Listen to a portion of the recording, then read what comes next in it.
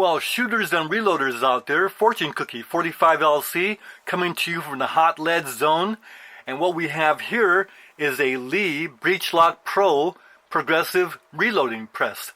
Introduced in 2018. I got mine right now because it's good to be able to wait until others have used it a little bit and get some reviews out there. And then I can add some aspects of this that you won't see on other YouTube videos or any other videos anywhere. So let's go right into it. Now, a progressive press is defined as a press that will do more than one procedure on more than one case with each pull of the handle, instead of the single stage reloading press that only does one procedure on one case at a time. Now, the Lee Breech Lock Pro Progressive features a 4-case shell plate.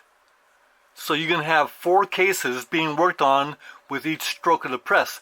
And that makes sense because Lee has 4 die sets. And so you can put all 4 dies of the 4 die set into the tool head up here. Now, this tool head is not like a Dillon 550, which has a removable tool head. So this employs the breech lock inserts so that you can take each case out very quickly with the inserts and pop new sets in just with a little twist. So it's pretty fast to change die sets. And changing out this shell plate is very simple. It's take this rod out and then the next shell plate just drops right in. So it's pretty quick, not a lot of adjustment here. Also, changing out the priming arm is very simple. That's all there is to it. And you drop the next one in and close the little gate here, and that's all that's required to change primer sizes. Notice the priming action is very sure and does a very good job. This is actually an improvement over the Lee primer arms on their other presses, and it solves a lot of the problems that those have. Now, foundational to the Breech Lock Pro press is the base, which is kind of like the receiver on a firearm. This is where the action is attached and forms the foundation for the press, and this is a steel part that's been cast and machined, so it's very strong, and yet it's been skeletonized underneath, so it saves weight. Now, some might criticize the fact that Lee doesn't use a solid cage here, whether it's an O press or a C press. These are rods that are joined with bolts up here. There are 3 of them, and the bolts actually are very tightly joined. You don't have to tighten these up because they're pretty snug from the factory. It's completely solid. So this is an effective arrangement. Interestingly, the heart of the press is the ram, and this ram would seem to be below the industry standard of a 1-inch ram. It's actually an 8/10 inch in diameter ram. So you would think that that's not as substantial. But the action is very good with this ram, in spite of the fact that the shell plate is suspended by the platform that is actually cantilevered off the ram. So there's no support for that side of the platform. However, this works because where the most stress is in the resizing procedure is right above the ram. And then the other processes that are done, such as bullet seating and neck expansion, powder dropping, those don't get as much force, so this arrangement actually works very well. And there's no lack of rigidity to this.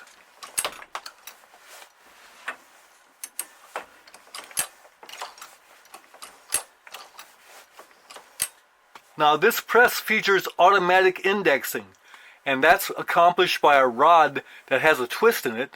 So when this platform comes down, it rotates the shell holder automatically. Now, for those who don't want the automatic indexing, provided by that rod right there, by this rod. That rod can be removed, and if you do that, then there's no automatic indexing, and then you've got manually indexed like this. So you just simply manually index.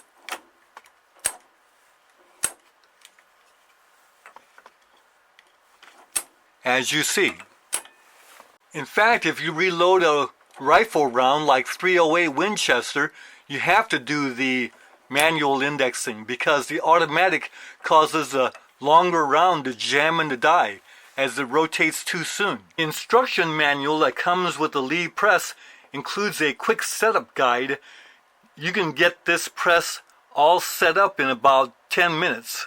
Now that's especially true if you have a Lee bench plate, because this plate already has the holes in proper alignment for this press to be mounted. And then the plate slides in and you tighten up these screws, and that press is going to be securely held in the bench plate. However, I've actually had slippage where the bench plate slides out and it'll actually result in the press falling on the floor if you're not careful. Well, I get around that because the bench plate itself, the base, has two holes in it. I drill through the top of the bench, and that gives me holes here that happen to be fine for dropping a screwdriver through like that. And if you have that in there, this plate's not going to be sliding out. So you've got contact here, a little flange that keeps the plate from falling out, but if it should slide past that, this screwdriver drop through there will stop the plate from going anywhere. So look at that action.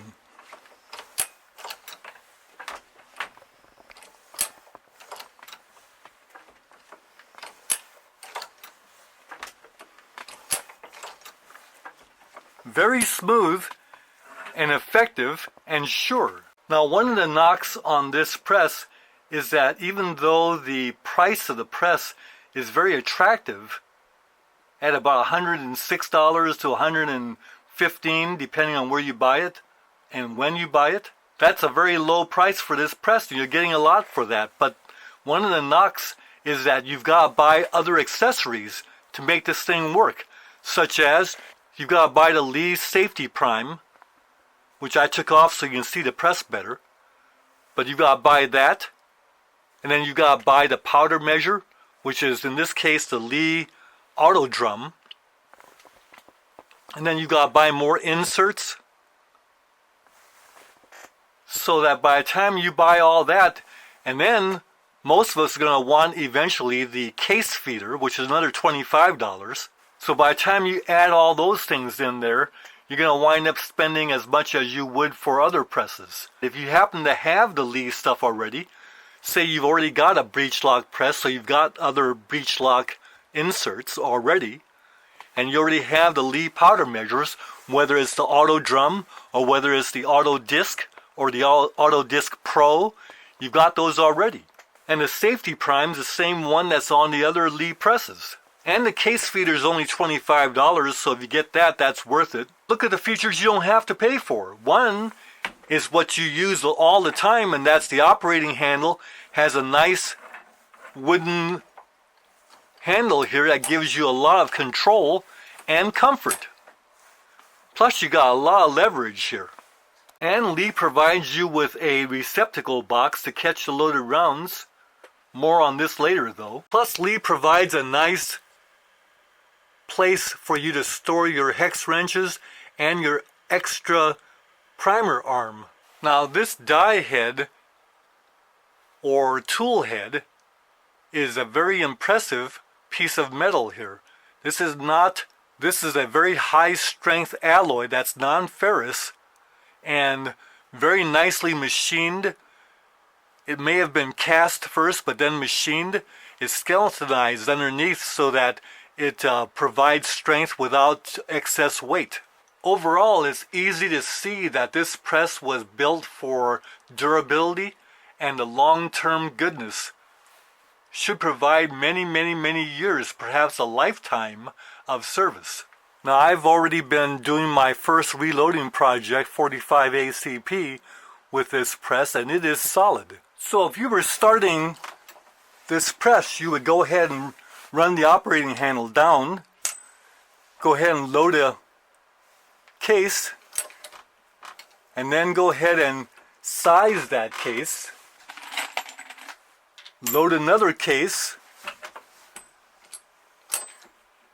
seat the primer, the ram up to the top of the stroke. You've got to go ahead and put a primer, and then load another case.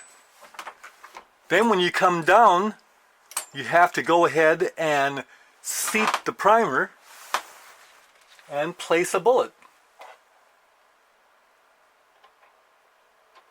So the way this works is when the handle is in the down position, you have to put a bullet and seat a primer. And when it's in the up position, you have to put a primer into the arm and drop a case. So, operating handle down, seat the primer, and put a bullet. And that's hard to do with a camera in a way. I'm having trouble putting that bullet there. Okay. Now when the handle is in the up position, you go ahead, put a primer, drop a case. Lower the ram, seat the primer, and put a bullet. And when it's up, put a primer and a case. And that's what you do to make this press sing. And it's been working out real well. So down means primer and bullet. Up means primer and case. Down is seat the primer and bullet. Up is primer in the arm, drop a case. Seat the primer, place a bullet. Now, if you're loading rifle rounds like the 308, you have to take the indexing rod out because platform will start to index too soon before the 308 case has cleared the seating die and it'll jam. So you have to manually index if you're loading 308, but that's not really that big a problem. We can get used to that pretty easily actually. It's like running a Dillon 550. Now, one complaint about this bin that Lee gives you to catch the loaded rounds is that it doesn't take long before the rounds fill up to this platform here. And when that happens, the next loaded rounds can land in here and bounce off and out of the bin and onto the floor. So by doing all of these, I had 5 of them on the floor. And that is a problem. But that could be solved by taking this bin off. So by putting the Dillon bin in there, we'll solve that problem. It'll take a lot more time before the rounds will bounce out. Now, I've already gone ahead and function tested this ammo in my 1911 and also my Ruger Blackhawk with the 45 ACP cylinder, and they all function fine. So this is good ammo. The load is 4.3 grains of the old Winchester 452 AA powder, which is shotgun powder that was very popular before the Super Target came along. So let you look at that and you see they function just fine. As you see. Well, when I function checked that ammo in my 1911, I had it pointed at a berm. We're not going to do that here, but you see that's clear. This is good ammo.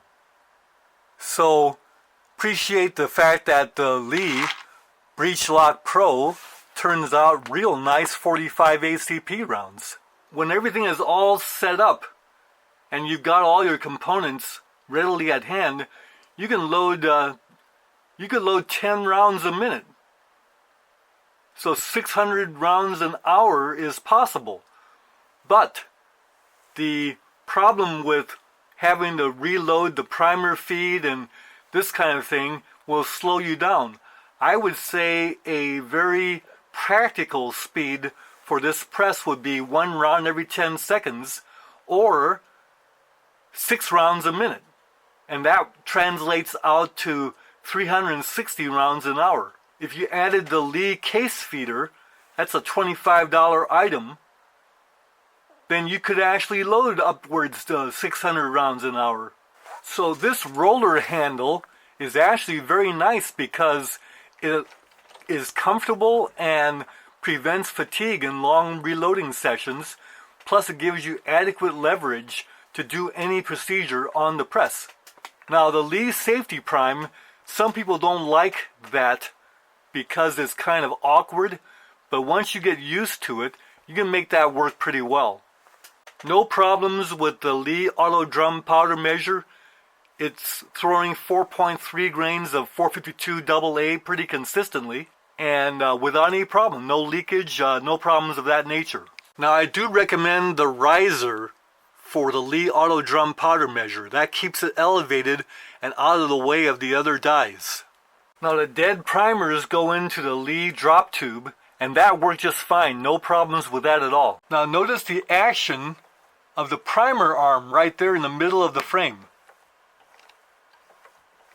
And I really do like the action of the priming system on this press.